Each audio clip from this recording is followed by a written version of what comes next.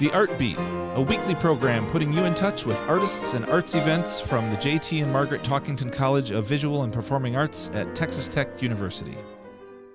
Hello and welcome to the Art Beat this weekend on KLZK 105.7 FM in Lubbock, Texas. I'm your host, Peter Martins from the Talkington College of Visual and Performing Arts at Texas Tech University.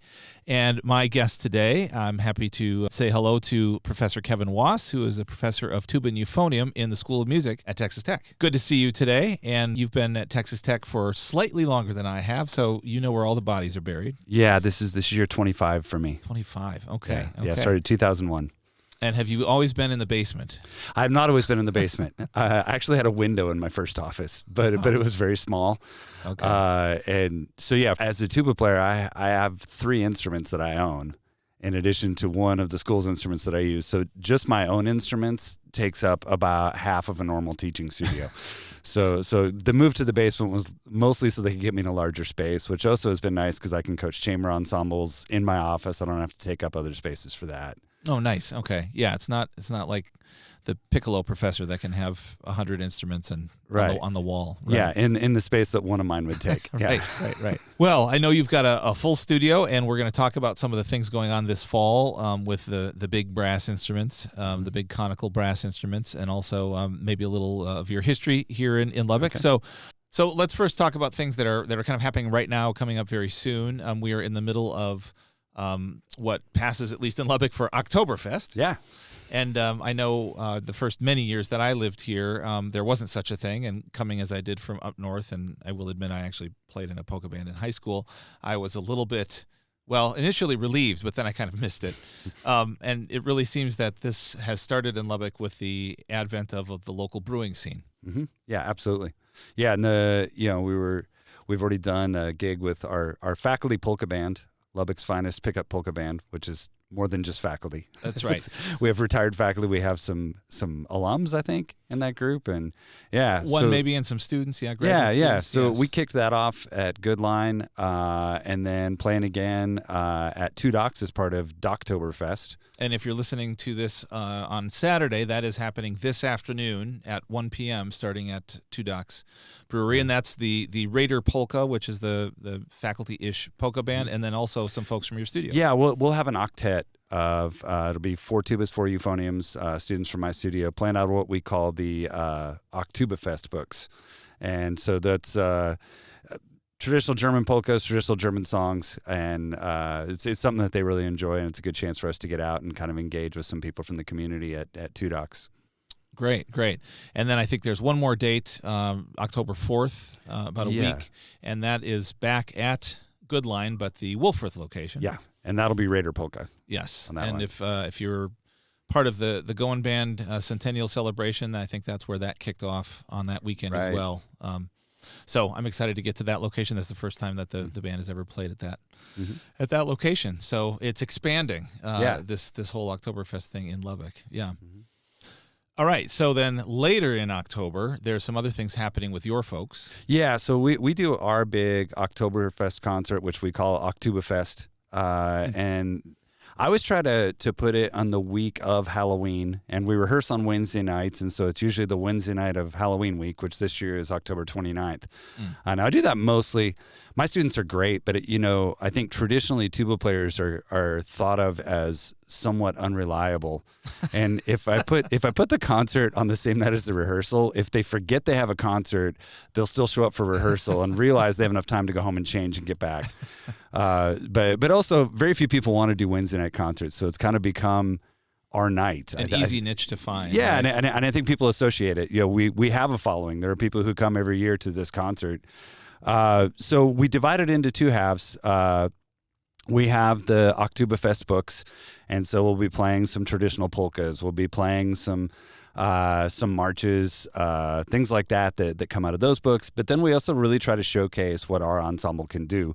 Most people aren't familiar with an ensemble made purely of tubas and euphoniums, and so we've done some transcriptions in the past, but this year we're really trying to feature a lot of original music for our ensemble and show things that are only possible with an ensemble of tubas and euphoniums. So rather than trying to imitate an orchestra or imitate a choir or imitate a band, we're saying, hey, nobody else can do this. For example, we have a piece called Circle 8 Bouche 4 that is based on the Inferno by Dante, and specifically on the scene where the people who tried to see into the future are walking around in a circle with all their heads twisted on backwards.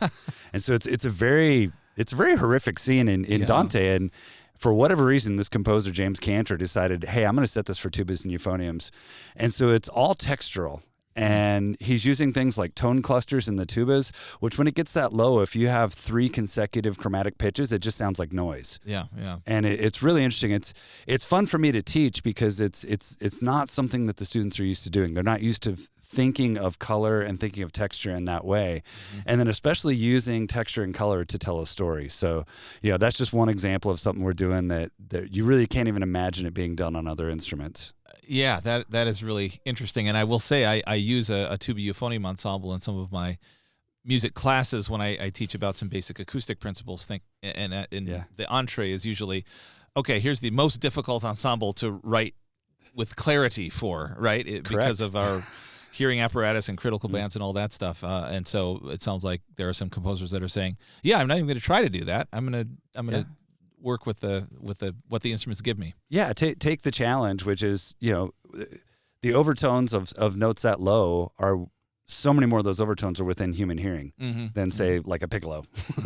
Piccolo, you're pretty much hearing the fundamental, but with tuba, you're hearing all of the overtones all the way up, and they get closer and closer together. So when you try to put voices that low close together, the overtones just start to clash. And so if you're trying to get a very pure sounding harmony, it's not great. You have to voice very carefully. But if you want to create texture and you want to create noise and you want to create sort of a soundscape, it's really fascinating what's possible.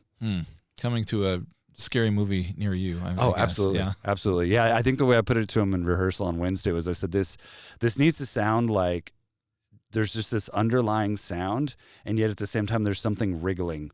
And the way they produce it is it's all tone clusters, but the euphoniums are actually using what we call a cardboard mute. It's just a sheet of cardboard, and they're using it almost like a wah-wah effect over the instrument, but they're doing it in cross rhythms.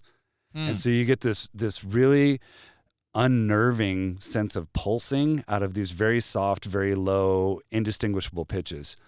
And it's incredibly unnerving. That's what we're going for. We want people to feel uncomfortable as we're playing it. Right, 2 days before Halloween. Perfect. Yeah. I love it. And the students will be in costume. We vote every year, and for the last several years, the vote has been unanimous that we will wear costumes. It's a yay or nay. It's not a it's a theme nay. Vote. Yeah, not a theme. No. And at times we've done themes. Last year, the TAs and I were all characters from Ted Lasso. I was Ted. Nice. It was fun. We've had at 1 year all the female members of the studio dressed up as characters from The Wizard of Oz. Okay. So we've had some things like that, but generally students kind of pick just their own thing. And I do tell them, I was like, if you think you have to ask me whether it's appropriate or not, just don't wear it. Just choose something else. Good rule of thumb. Yeah, but they're great. And they have so much fun with it. It is a little bit weird, though, because we're trying to do a very serious concert for half of this, and we're all wearing some of the craziest costumes. And occasionally we've had to use videos from this concert to apply to perform at conferences. And so, I just put a little note when I send the video in, like, please excuse the costumes. It was Octubafest. And, Octubafest we're not the only school that does it. Hundreds of schools around the world do this. And so, especially in the tuba-euphonium world, if I say, hey, it was Octubafest, everybody gets it. Okay. All things are allowed. Yeah. Okay. Nice. Well, gosh, thanks for giving us a picture of your studio here. I know you've been in town for a while and have played tuba in probably every imaginable setting in the region, including the Santa Fe Opera in the summers. Yeah. And regional orchestras and that sort of thing. And I know for many years at least you were holding down the low brass section of the Lubbock Symphony. Right, 18 seasons. Okay, all right. So I'm curious, because I've had these conversations with other people, how the Texas Tech School of Music and personnel associated there have contributed, and how that contribution has changed in terms of our local arts and cultural institutions, Lubbock Symphony certainly being one of those that's been around for quite a while. So maybe tell us a bit. When you started, what did the component? How did you feel as a Tech faculty member, as a member of that ensemble, and has it changed up to the present day? Yeah, there's been a lot of change. I mean, one of the biggest change for me is I'm no longer in the orchestra. Gotcha. I did my 18 seasons, and I felt like there were other things I wanted to do and other things that I wanted to focus on artistically. I mean, as much as I enjoy orchestral playing, and that's what I was trained to do, I kind of felt like I had done it there. And also, as tuba player, there's one chair. Right. I don't get to play side by side with my students. It's either me or a student who's getting to play.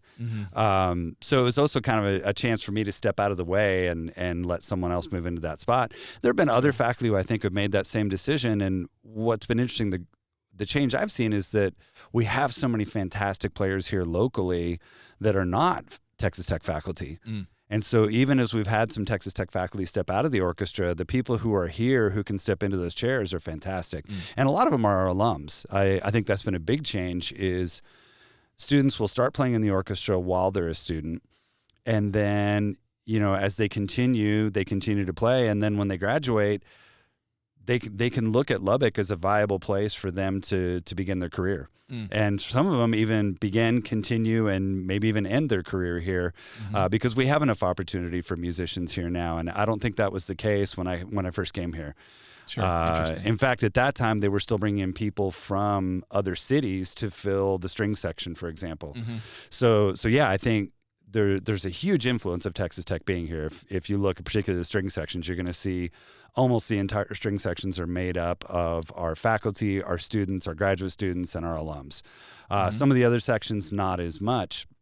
But a lot of those people have that connection, and they don't have to hire people from outside anymore. They don't have to bring people in to fill the orchestra, and that we have people, even when someone like me steps out of the orchestra, there are enough great players in West Texas, whether it's in Lubbock or in Midland or in Amarillo, that they can continue to staff an entire orchestra right here from the region. Yeah, nice. And as you say, that is maybe a relatively new development, and I know for our students and alums that stay in town, the regional orchestras around Lubbock is another place, or another reason rather, to stay situated in Lubbock as your kind of the hub, so to speak, right? Yeah. As your hub, you can go out and do these other sure, jobs. and big shifts in those, even just in name, the West Texas Symphony, what used to be Midland Odessa Symphony and Chorale. Right. We have a lot of, especially alumni playing down there, but also current students. I've played in that orchestra. Big Spring Symphony used to be just sort of kind of a barely above a community ensemble. Sure. And I think there's a big push there. They have a new music director. They've held auditions for the first time. That's an orchestra that was never auditioned and now is. Amarillo Symphony has made strides. They also have a hall that they've built within the last 20 years. So yeah, I think you're seeing a lot of growth. I play in Roswell. That's another orchestra that's seen some growth. But yeah, I think you're seeing a lot of growth you can use the orchestras as a snapshot to see kind of gauge the greater artistic growth in West Texas over this time. Orchestras are just one way that you can look at that, but you look at other arts organizations, either they've grown up during that time or they've really changed during that time, and probably a lot of it through the influence of Texas Tech.